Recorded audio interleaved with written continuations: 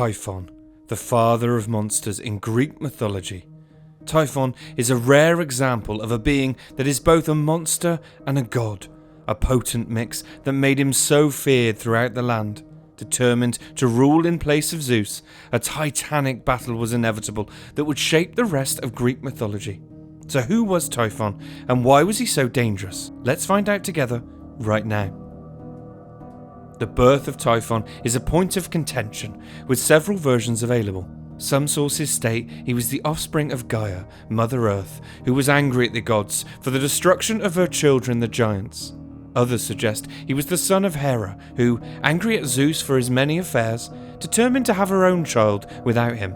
Either way, Typhon would grow up to be a great bane on the world of both mortals and gods alike. He was a giant so tall that it was said his head could touch the stars. Unimaginably monstrous, many variations exist to describe his form, with the most common features being legs that were coiled with vipers that would hiss and attack as he moved, and 100 snake heads that sat upon his shoulders and shot fire from their eyes. A huge pair of wings dominated many more pairs of smaller wings that were littered across his back, and his breath was a devastating burst of fire.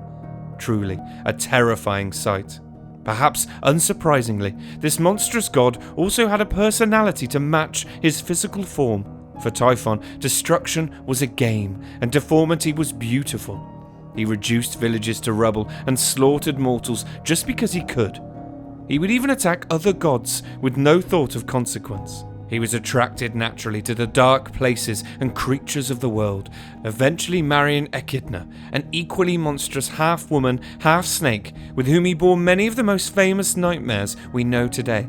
Cerberus, the three-headed dog that guards the entrance of the underworld. The Sphinx, half-human, half-lion, that forces people to answer its riddles or die a gruesome death. The Nemean lion, a beast with an impenetrable hide that was eventually killed by Heracles. Just a few of the monsters that were the children of Typhon and Echidna.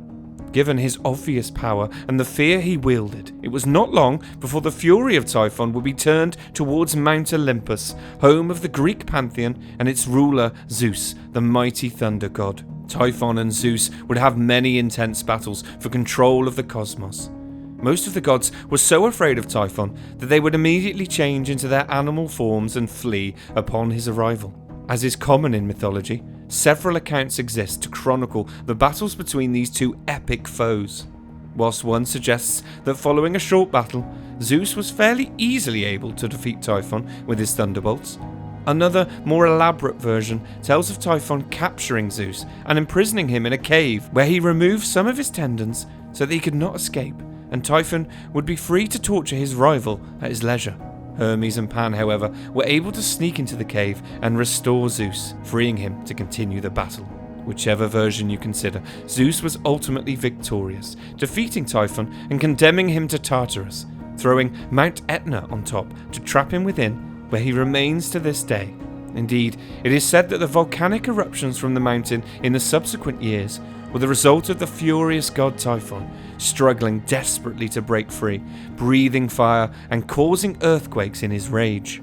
A truly terrifying combination of monster and god from Greek mythology, who came very close to overthrowing Zeus and altering the legend of the pantheon and ancient Greece irreversibly. Typhon and his story form a part of the wider Greek succession myth that ultimately conveys the victory of Zeus over many of his major rivals, thus securing his now famous position as the king of the gods. A fascinating myth, and one to keep in mind the next time you pass by Mount Etna. If you do, maybe spare a thought for the mighty father of monsters, trapped just beneath your feet, and say a quiet thanks to Zeus for keeping him safely from the world. Hey guys, thanks for watching.